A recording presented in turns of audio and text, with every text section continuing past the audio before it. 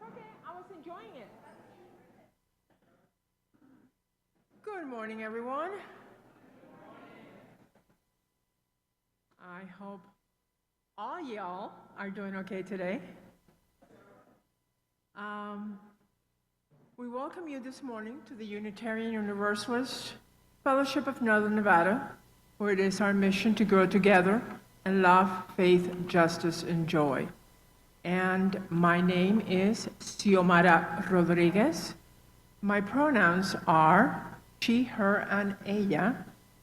I am honored to serve as your worship associate this morning. And we are meeting at the ancestral lands of the Paiute, Shoshone, Washoe tribes who have stewarded this land. We must be mindful of our profound debt to our indigenous brothers and sisters and continue the stewardship of this land. I would like to share with you a thought of two of my favorite poets today, Pablo Neruda. He said, "Someday, somewhere, anywhere, unfulfillingly, you will find yourself, and that, and only that, can be the happiest or bitterest of your life."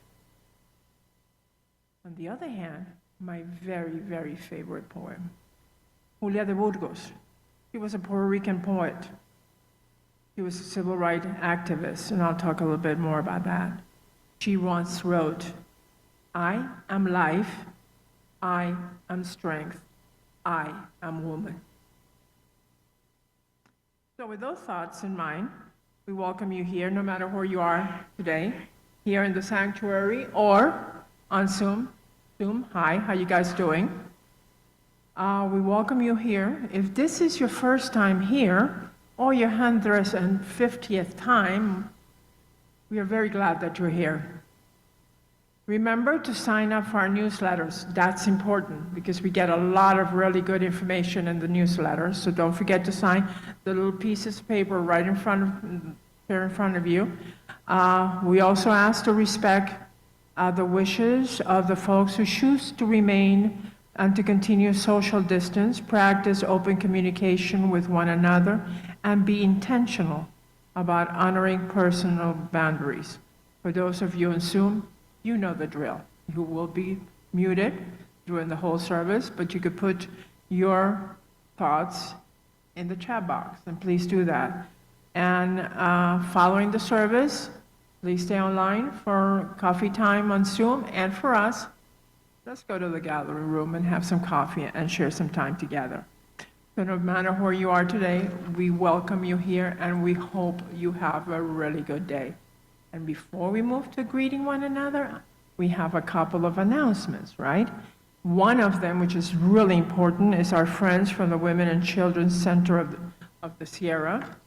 They need our help.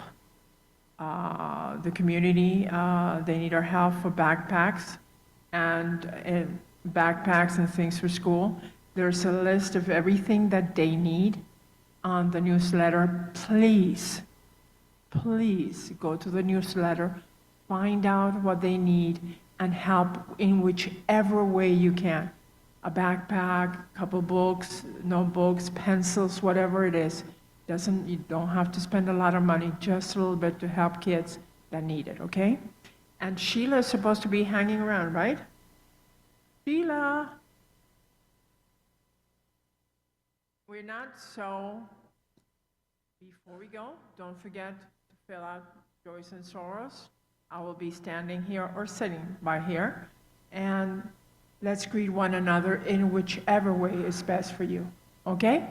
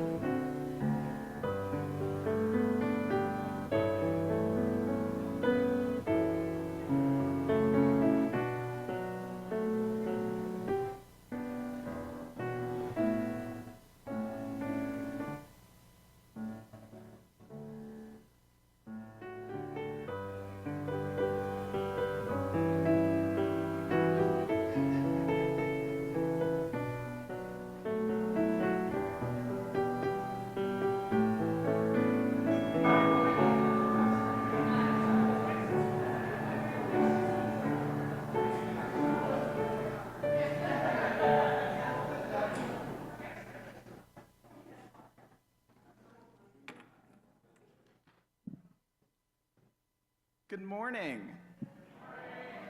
My name is Nathan Bakken. I use they, them pronouns, and I am the Director of Congregational Life here at UUFNN. Before we begin our service, I want to add a follow-up announcement to the announcement about the Women and Children's Center for the Sierras. Out in the gathering room, we have flyers that include the list of school supply donations, as well as QR codes that include donation, how to give, as well as they have an Amazon wish list, so you can purchase from their wish list and it will be delivered to WACS. And I want to just we found out about this rather late. The deadline for donations, I believe, is the end of this week. It's the 26th. So please, if you're able to donate, if you're able to support, on your way out today, please grab information and support our families and our communities here, and support the work of WACS. In 1977, the Black lesbian feminist poet Audre Lorde wrote an essay titled "Poetry is Not a Luxury." In that essay, she wrote, "For women, then, poetry is not a luxury. Poetry is a vital necessity for our existence. Poetry forms the quality of light within which we predicate our hopes and dreams towards survival and change. First made into language, then into ideas, and then into more tangible action." And while Lorde's original audience was primarily women, and more specifically Black and queer women, her words have shaped the writings and actions of poets, writers, activists, and dreamers across identities and around the world. Today, we gather to reflect on poetry, not as an aesthetic escape from our world, but as a tool that is vital for our very own existence. Each of you in person on your way in should have been provided a packet of poems that will be the poems we read throughout our service today. I asked Mary Lee to share on Zoom a digital copy of this packet for our folks at home, and for anyone using our QR code, there is a hyperlink in the QR code document that also links to this packet. We are living in a world that is asking of us urgency, fear, attention, at a time when all of us are tired, worn out, broken down, cannot take one more headline, cannot take one more moment of bad news. And yet we live in a world with the spirit of Audre Lorde. That is, we live in a world that invites us to bask in the light of poetry, for it is in that light that we are able to rest our hopes and dreams as we move towards tangible action. To ground us in our time together, I'm going to invite Terry up to light our chalice. As I read for our chalice lighting the first poem of our time together. And how better to start a day about poetry than a poem titled "How to Be a Poet." So as we light our chalice, I invite us all to find a place of center for "How to Be a Poet" by Wendell Berry. Make a place to sit down. Sit down. Be quiet. You must depend upon affection, reading, knowledge, skill, more of each than you have. Inspiration, work, growing older, patience, for patience joins time to eternity. Any readers who like your poems doubt their judgment. Breathe with unconditional breath the unconditioned air. Shun electric wire, communicate slowly. Live a three-dimensioned life. Stay away from screens. Stay away from anything that obscures the place it is in. There are no unsacred places. There are only sacred places and desecrated places. Accept what comes from the silence. Make the best you can of it, of the little words that come out of the silence like prayers, prayed back to the one who prays. Make a poem that does not disturb the silence from which it came. It is in the light of how to be a poet, of attention, of slowing down, of being intentional with our language, that we come to be together today. And I realized as I walked up, I forgot my hymnal. I will be right back.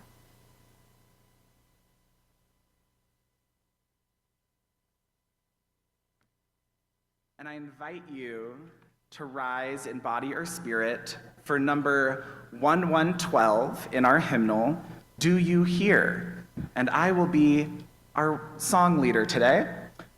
So I appreciate your grace.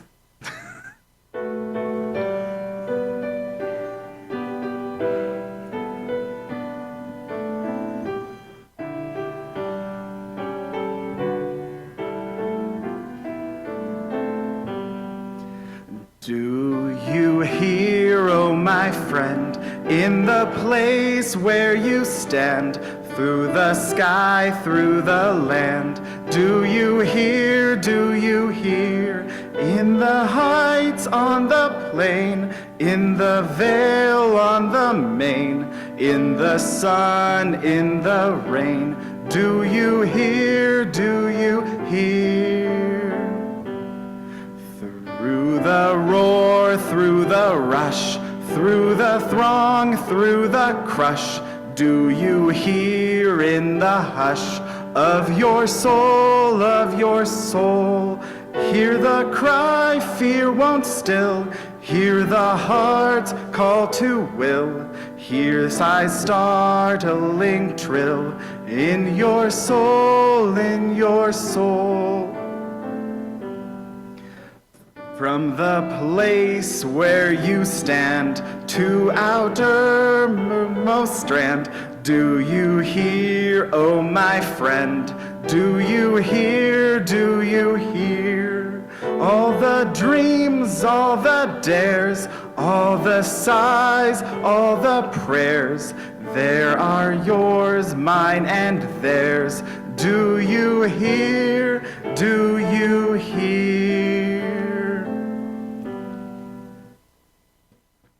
To ground us, you may be seated.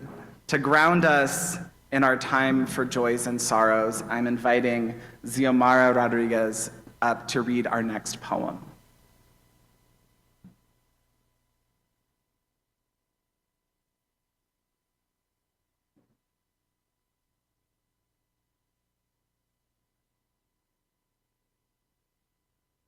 I'm slowing down. The poem today is an adaptation of a poem that I love from Julia de Burgos. And Julia de Burgos was, like I said before, a Spanish poet.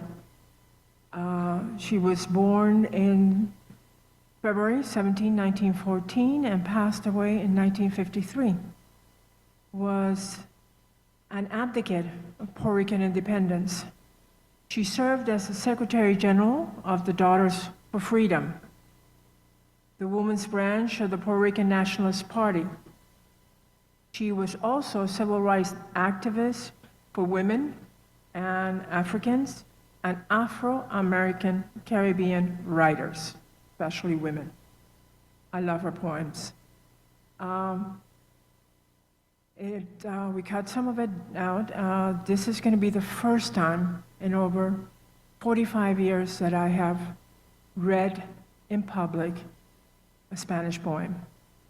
So if you bear with me, please, I will try to do the best I can, but I love her poetry.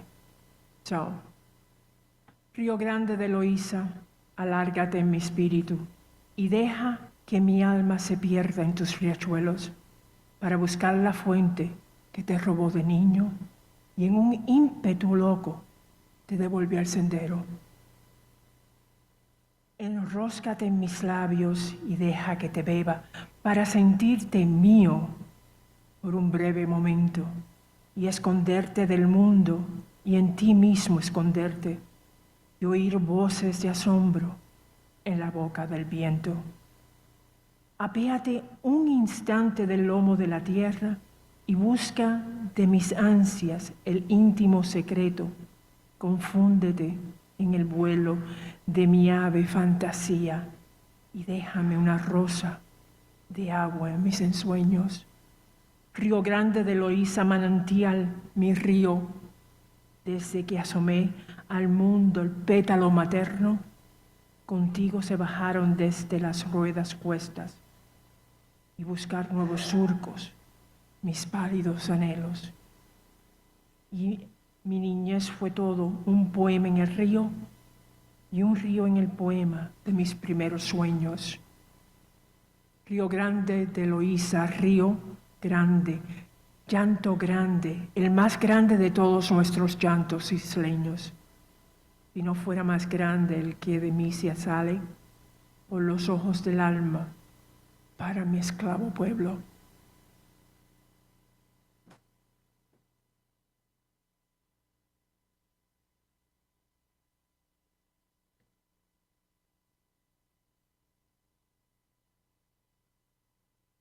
We made the decision to read it only in Spanish and provide the English translation to speak to the power of poetry.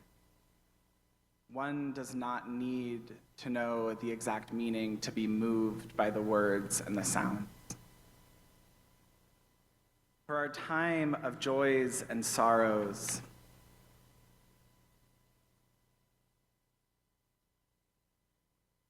Julia de Burgos Garcia opened that poem by saying, "Stretch out in my spirit and let my soul get lost in your streams, to find the source that stole from you as a child, and in a mad rush, he returned you the path."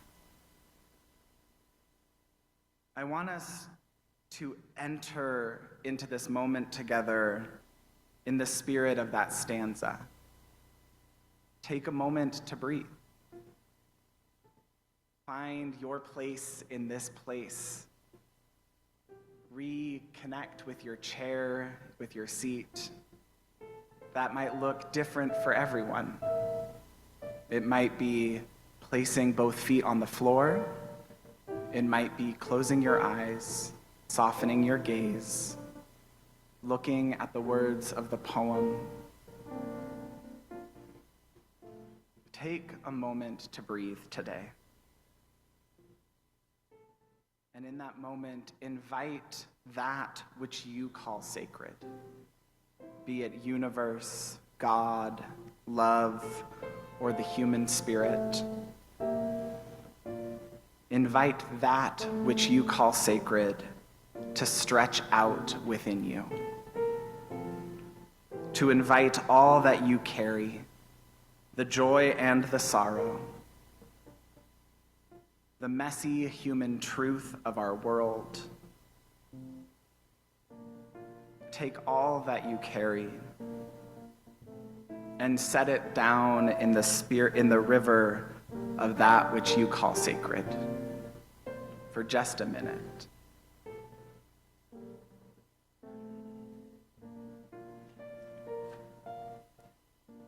And as you rest in this moment,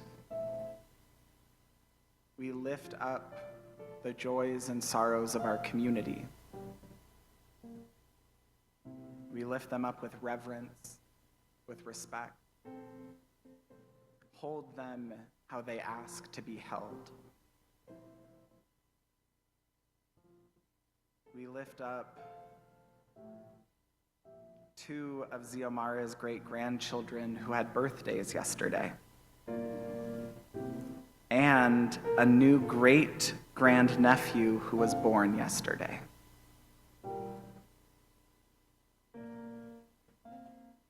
We hold in that joy our condolences and our sorrows with Sarah Spence, who lost her mother this past week.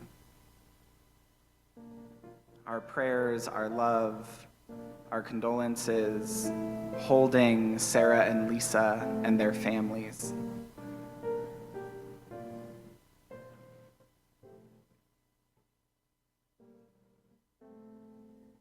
We lift up Jackie Riley's daughter-in-law, whose birthday is soon or has happened yesterday, as well as her niece's birthday and her nephew's birthday.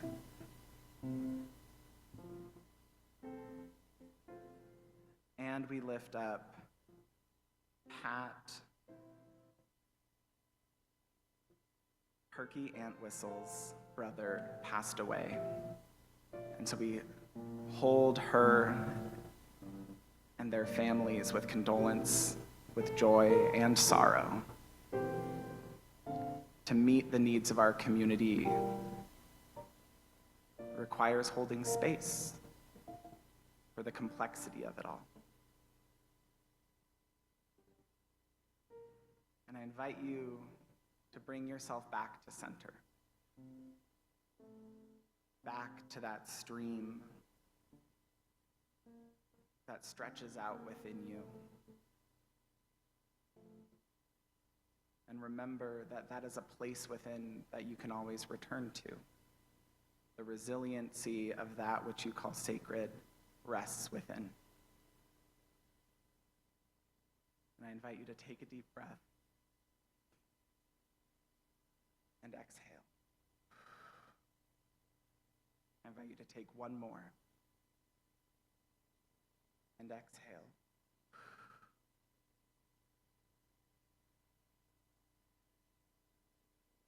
This is a different kind of service today. Part of the summer is many of us are in the throes of planning and organizing and thinking about the next programmatic year. Many of us are coming back from vacations or about to embark on vacations. There's a lot of moving pieces and it's very hot outside. And when thinking about what to create during the summer that might disrupt the ebbs and flows in a way that feels supportive, that feels grounding, I turned to a practice that I turn to almost weekly, and that is poetry. When Audre Lorde wrote, "Poetry forms the quality of the light within which we predicate our hopes and dreams towards survival and change, first made into language, then into ideas, then into more tangible action," I stopped in my tracks and could not, I was like, I need to figure out what this means. I've been writing poetry for over a decade. I've been reading poetry much longer. And I was like, this feels like a problem to solve. And as I sat and read and reread, I came up against the questions, what does it mean to predicate our hopes and dreams towards survival and change on poetry? To trust the holding of our hope in the words of another. And the answer I came to is that that answer cannot be found without engaging poetry itself. So we're going to do something a little different today. I'm not going to give you the answer.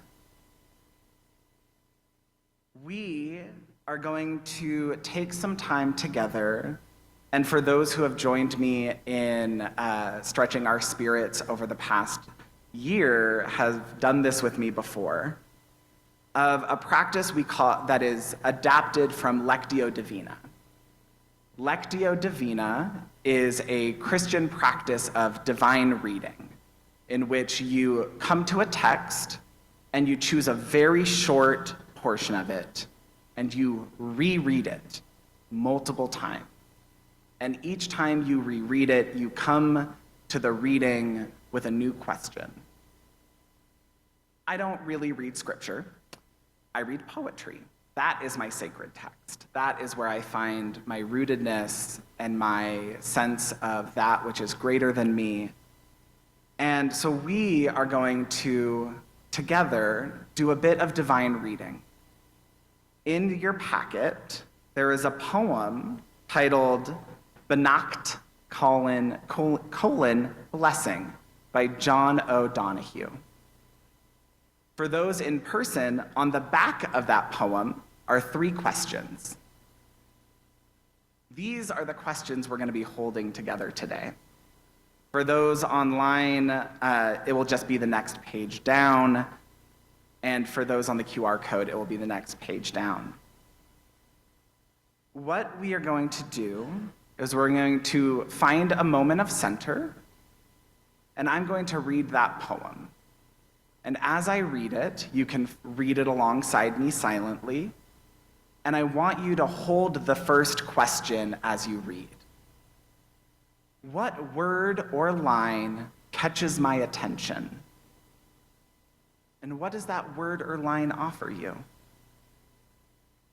As we read, just holding what word or line makes you stop your reading, makes you go, oh, that's simple.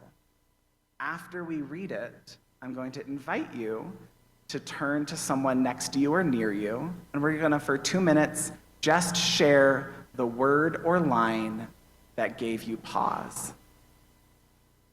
Does that sound like folks can do that? Yeah? Can I get some nods? Okay. So I want to invite us into a posture that is grounding, and I invite us to meet this poem with the question, what word or line catches my attention? Benacht, Blessing by John O'Donohue. On the day when the weight deadens on your shoulders and you stumble, may the clay dance to balance you. When your eyes freeze behind the gray window and the ghost of loss gets into you, may a flock of colors, indigo, red, green, and azure blue, come to awaken in you a meadow of delight. When the canvas frays in the currach of thought and a stain of ocean blackens beneath you, may there come across the waters a path of yellow moonlight to bring you safely home. May the nourishment of the earth be yours. May the clarity of light be yours. May the fluency of the ocean be yours. May the protection of the ancestors be yours. And so, may a slow wind work these words of love around you, an invisible cloak to mind your life. I invite you to take a moment to just take a breath. Let those words settle. And I invite you to turn to someone near to you and just share what word or line caught your attention. And I will ring us back with the singing bowl for our second reading.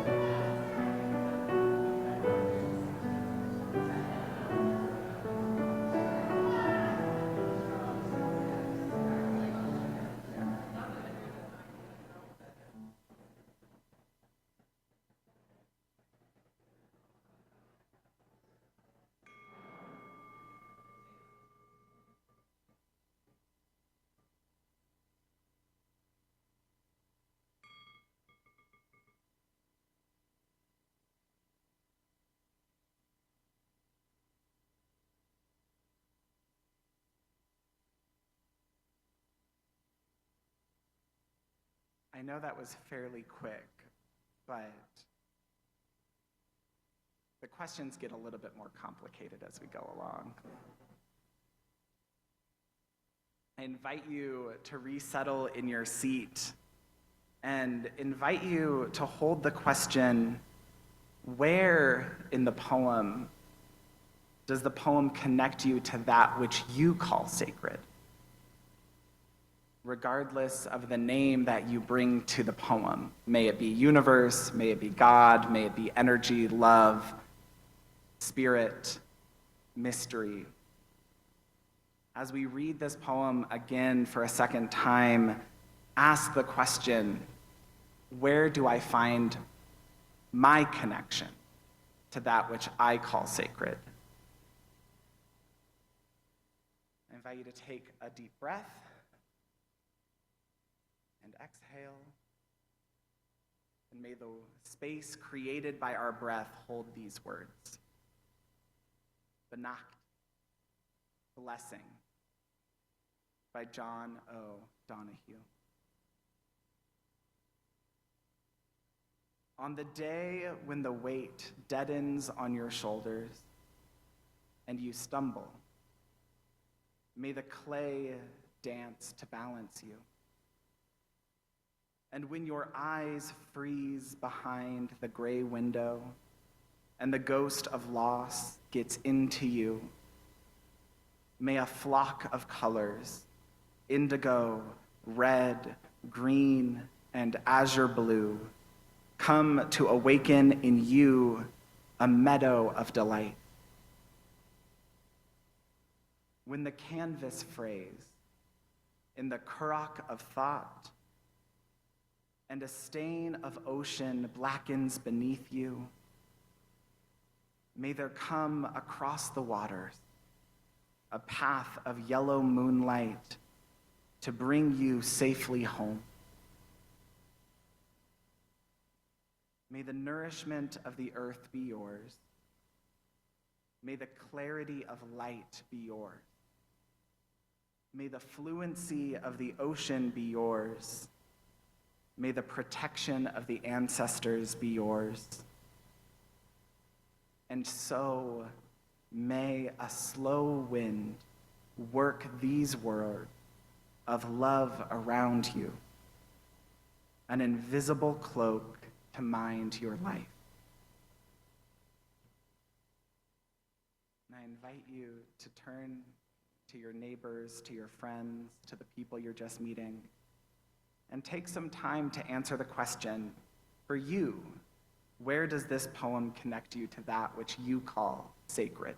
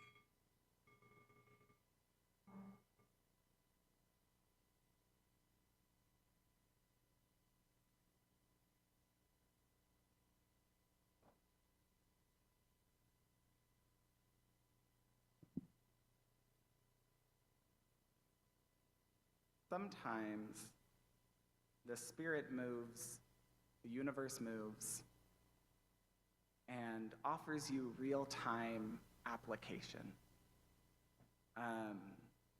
As we move into this third reading, the question that we're invited to hold is, how does the poem invite us to live differently in the world? And when I designed this service, I designed it from this place of offering a tool, offering a moment of, if you have a favorite poet, if you have a song, a novel, a movie, a work of art, a Bible passage, a scriptural passage, a text that you call sacred, I wanted to offer a tool for you to be able to meet what you call sacred in times when you need it. While Xiomara and I were sharing, Bob came up and told us that Joe Biden has made an announcement to drop out of the race. And as we just learned, people have different reactions and different responses. And this is an opportunity to predicate our hopes and dreams on a poem that asks us, how do we want to live differently in the world? Rather than escaping our reaction, whether it is anxiety, fear, surprise, joy, we are a diverse community of different reactions and responses. So we're going to read this poem again. The question that we're going to bring to the poem is, how does this poem invite us to live differently in the world? How does this poem invite us to transform, to change? In the words of Audre Lorde, move to more tangible action from the hope of the poem that has been offered to us thus far. And so I invite you to recenter yourself. We all just had a neurological reaction. I myself felt my anxiety hit my earlobes. And I want us to bring ourselves back down for a moment, not to escape the anxiety, not to run away from it, but to meet the anxiety, say hello, come sit down next to me. We're going to read a poem. And the poem is titled Beannacht, which is the Irish word for blessing. And if you remember, 2 weeks ago, a blessing brings us back to our bodies. Beannacht, Blessing by John O'Donohue. On the day when the weight deadens on your shoulders and you stumble, may the clay dance to balance you. And when your eyes freeze behind the gray window and the ghost of loss gets into you, may a flock of colors, indigo, red, green, and azure blue, come to awaken in you a meadow of delight. When the canvas frays and the currach of thought and a stain of ocean blackness beneath you, may there come across the waters a path of yellow moonlight to bring you safely home. May the nourishment of the earth be yours. May the clarity of light be yours. May the fluency of the ocean be yours.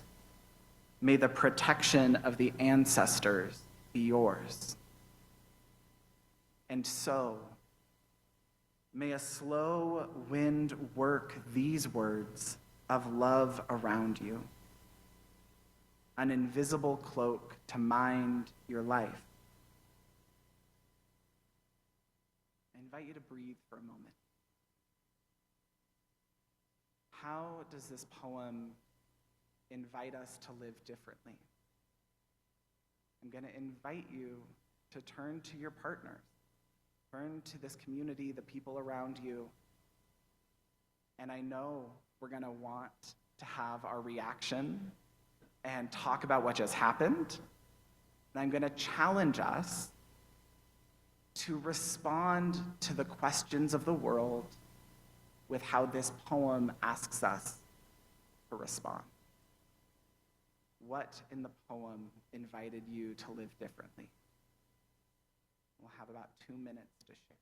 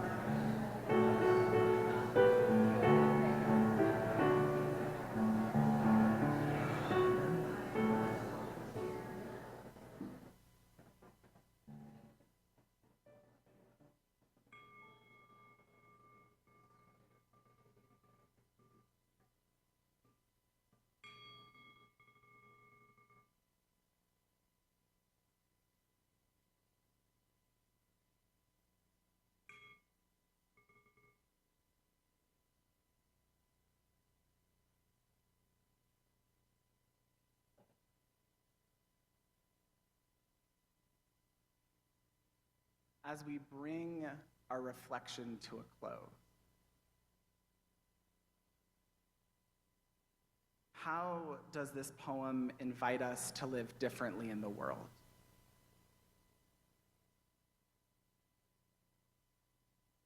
One of the ways, and possibly the reason I chose this poem, is that it offers hope without saying the hard things won't happen. On the day when the weight deadens on your shoulders and you stumble, this poem does not promise we will not stumble. It says, may the clay dance to balance you. When the ghost of loss gets in us, the world meets us to awaken within us a meadow of delight. It does not say loss won't happen. It says delight and loss coexist. When the canvas phrase in the currach of thought, currach is an Irish word for a boat. I should have said that earlier. When the canvas phrase in the currach of thought and a stain of ocean blackness and the stain of ocean blackens beneath you. When we're adrift in the parts of ourselves that might make us feel afraid, that may come up against the unknown, the water that is not clear, the water that is deep, that has depth. May there come across the waters a path of yellow moonlight to bring you safely home. This poem is a blessing, not because it promises silver linings, but because it promises response. It promises change. It says, difficulty happens and the world responds with something different. So as we sit in whatever emotions we are sitting in, I invite this poem to invite you to live differently, in that we don't have to say that we don't feel what we're feeling. We can name it and say that there is something also happening. There is never a single story. And so we're going to move, and this is one of those times where we don't have a choir. I really appreciate an anthem right now.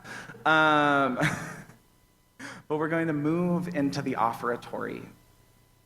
And as we move, I want us to move with gentleness. I want us to move with compassion.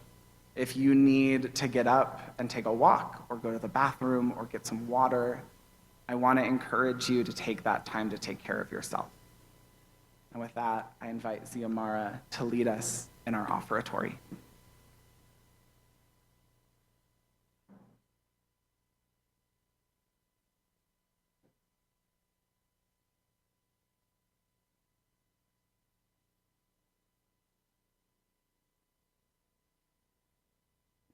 Takes a little time to get here. As we approach our time for our offering, give what you will for the church that means so much to you, for the church that meant so much for those that came before you, for the church that will mean so much for the people that you will never know. Give what you will, for you are a generous people. For those here physically, in the sanctuary, we'll be passing the basket. For those of you in Zoom, you basically know what to do, and the information is on the screen, I hope. So, there we go. Here on UUFNN each month, we also give the opportunity to share our generosity with a designated nonprofit organization. The share the play for the month of July is Project 150 in Reno. The purpose is to provide disadvantaged high school students in Washoe with a high-quality clothing, shoes, toiletries, accessories, and other necessary products. They serve 3,500 teenagers per year. Everything is offered free of charge to the students, and they can come back to the facility several times throughout the school year. With this in mind, thank you for your generosity. Now let the offering begin.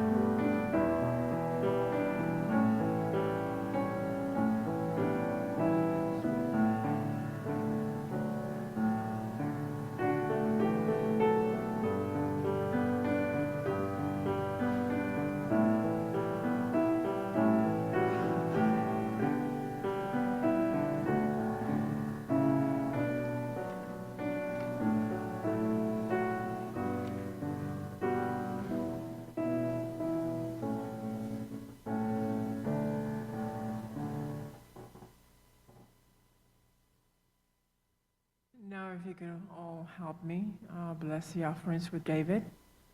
Yeah, David and I.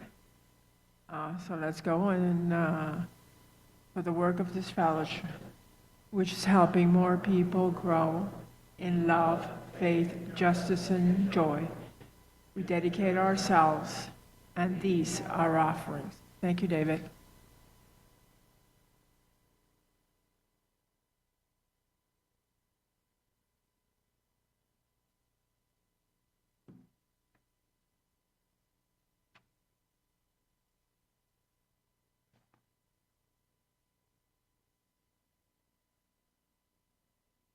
As we move towards the close of our time together today, I'm going to extinguish our chalice with a poem by Mary Oliver titled, "When I Am Among the Trees."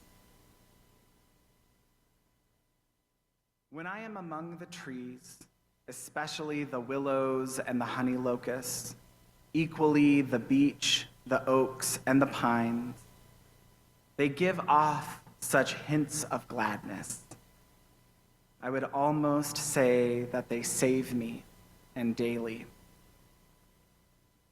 I am so distant from the hope of myself, in which I have goodness and discernment, and never hurry through the world, but walk slowly and bow often. Around me, the trees stir in their leaves and call out, "Stay a while." The light flows from their branches, and they call again. It's simple, they say. And you too have come into the world to do this, to go easy and to be filled with light and to shine. And as we extinguish our chalice, may the light of our chalice join the light of the trees in that reminder that we too are called to be a light and to shine.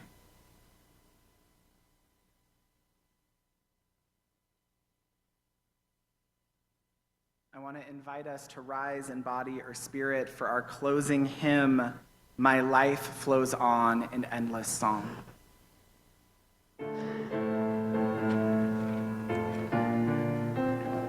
Please rise. Yeah. Oh, sorry, 108. My bad. My life flows on in endless song, above earth's lamentation. I hear the real, though far off hymn that hails a new creation. Through all the tumult and the strife, I hear the music ringing. It sounds an echo in my soul. How can I keep from singing? What though the tempest round me roars? I know the truth, it liveth. What though the darkness round me close? In the night it giveth. No storm can shake my inmost calm, while to that rock I'm clinging. Since love prevails in heaven and earth, how can I keep from singing? When tyrants tremble as they hear the bells of freedom ringing, when friends rejoice both far and near, how can I keep from singing?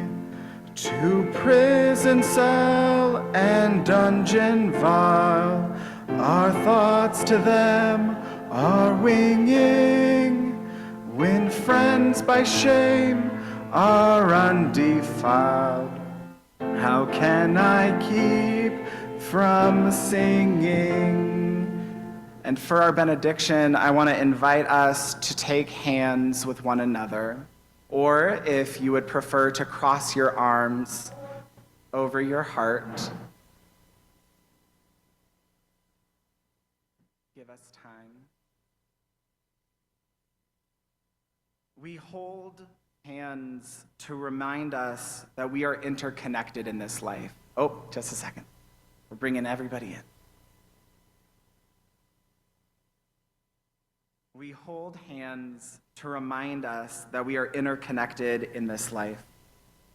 And it is from that place of connection we go out into the world to do the work of the light of poetry, to go easy, to be filled with light, and to shine. Because our worship has ended so that our service may begin. Amen. Blessed be and namaste. Thank you.